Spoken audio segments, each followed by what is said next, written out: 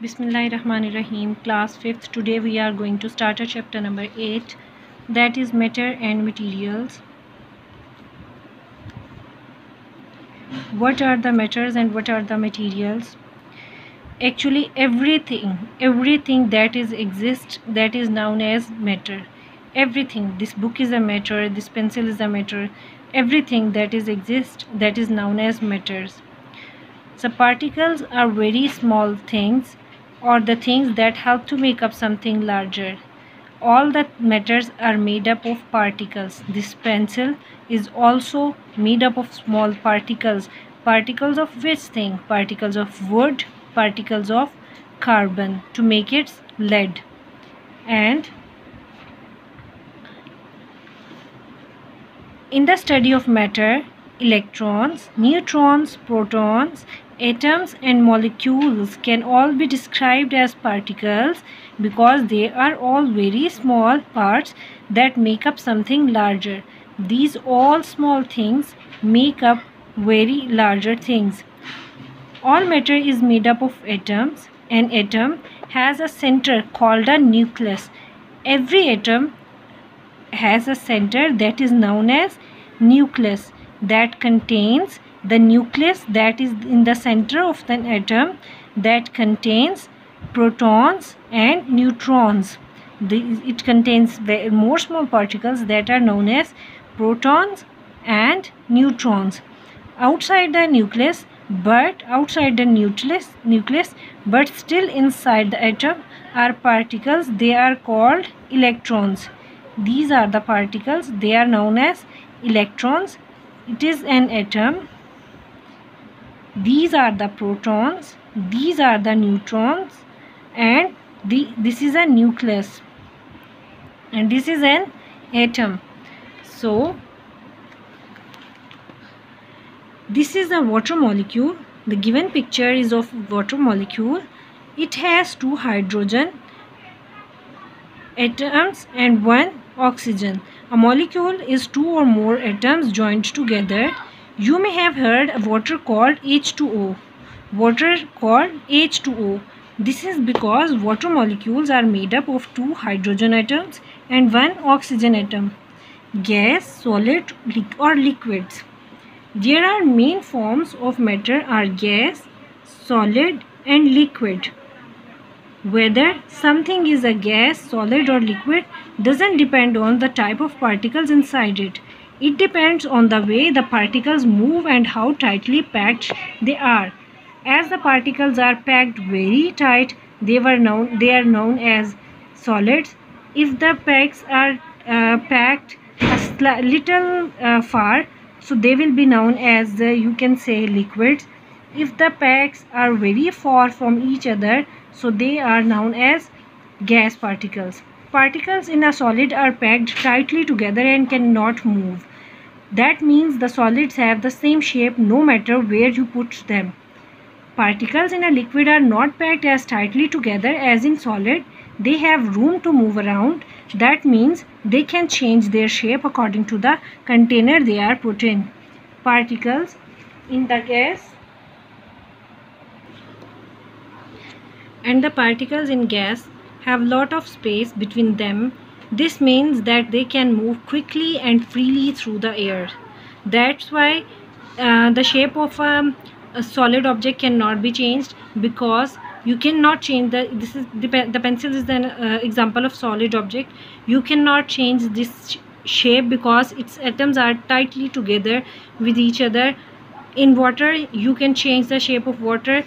Any jar or any glass you use to pour water, so it will be changed into that shape. And the molecules of gas and the particles of gas, they move freely from one to another because they have lot of gaps. That's why when you spray any fragrance in the one corner of your room, so the particles of that fragrance or perfume move very freely from one corner to another. Water can be a solid, liquid or gas. Solid water is ice. Liquid water, you can drink that water, and in the form of gas it is steam. What changes is not what the water is made from. A water molecule is always made up of 2 hydrogen atoms and 1 oxygen atom. What changes is how close the molecules are to each other and how they react. But how can you change the way the particles are packed together? Well, keep reading and you will find out.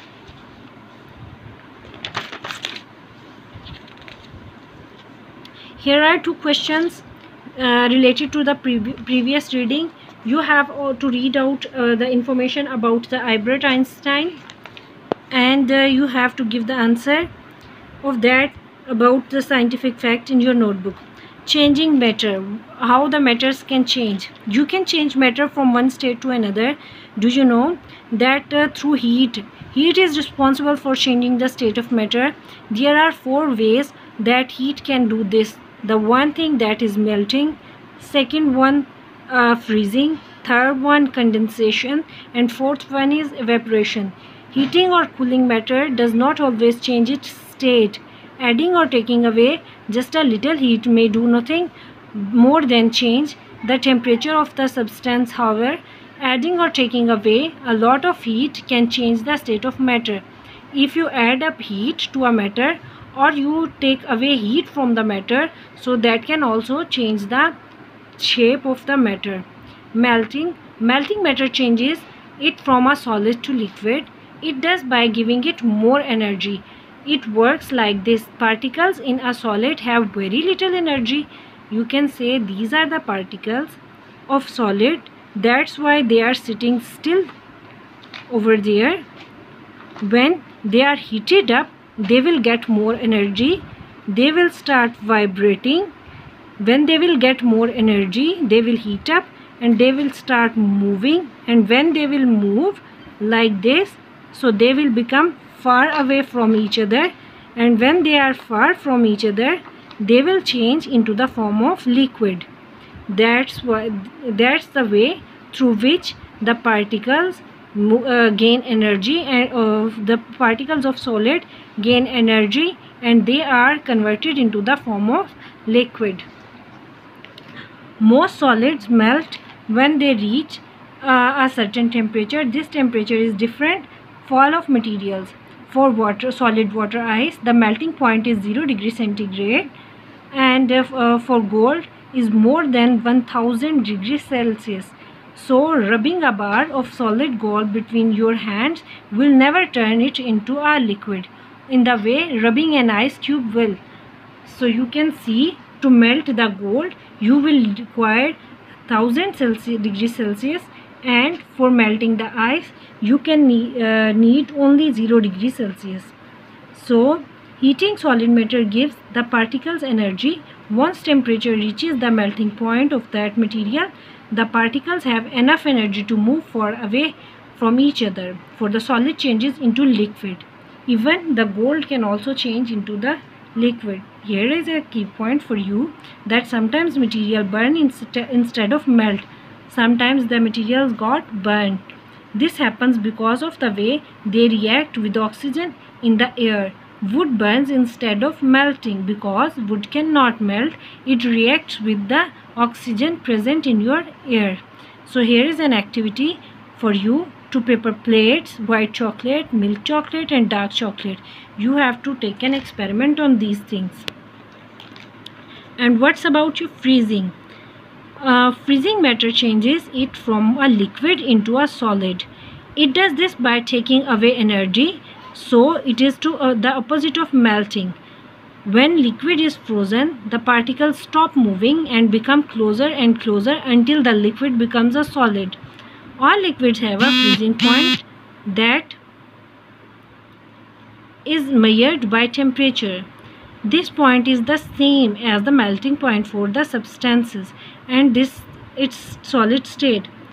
When the temperature of the liquid falls below this point, it turns into a solid.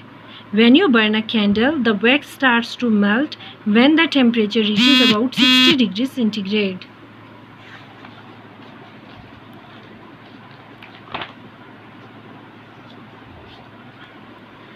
The wax would remain as a liquid if it stayed near the heat, because it would become hotter and hotter. However, the gravity causes the liquid wax to run down the side of the candle. As it does, it moves away from the heat and its temperature starts to fall. When it falls back to 60 degrees Celsius, it starts to become solid again. It may even become a solid before reaching the bottom of the candle. What's condensation? Condensation happens when a gas is cooled so much that becomes a liquid. This happens because the particles in the gas lose energy and start moving together. And what's evaporation? Evaporation turns liquid into gas. It does this by giving the liquid so much heat that the particles separate from each other and are able to move around freely. You can see in evaporation when you are boiling water in a kettle, so you can see the steam that is rising upward, that is the form of vapors, water vapors, that is evaporated with lot of heat. Evaporation is different from boiling. Liquids start evaporating at temperatures well below their boiling points. Water is always evaporating from the earth. This is a part of the water cycle. The temperature on the earth never reaches at the boiling point water. Remember that the evaporation temperature is low than the boiling. However, the higher temperature, the more quickly the water evaporates. All the water in the puddle will evaporate eventually. However, the hotter the air is, the faster the evaporation takes place. However, if the temperature is high, so the water will evaporate very quickly. You can see the example of drying your clothes into the sunlight.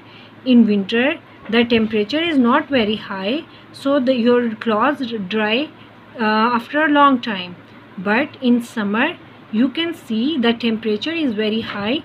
The temperature of your environment is very high, and you can observe that your clothes are got dry very soon, very quick. Boiling speeds and evaporation. At boiling point, all the liquid that is being boiled will evaporate. The liquid becomes gas and escapes into the air as vapor. Evaporation is also called vaporization. You can see evaporation and condensation taking place at the same time. If you boil a kettle of water near a cold wall, when the temperature of the water in the kettle reaches 100 degrees Celsius, the water turns into the gas and escapes as steam. However, the gas that hits near wall immediately cools and droplets of water appear. So, these are the review questions for you. You can give the answers after reading this topic thoroughly.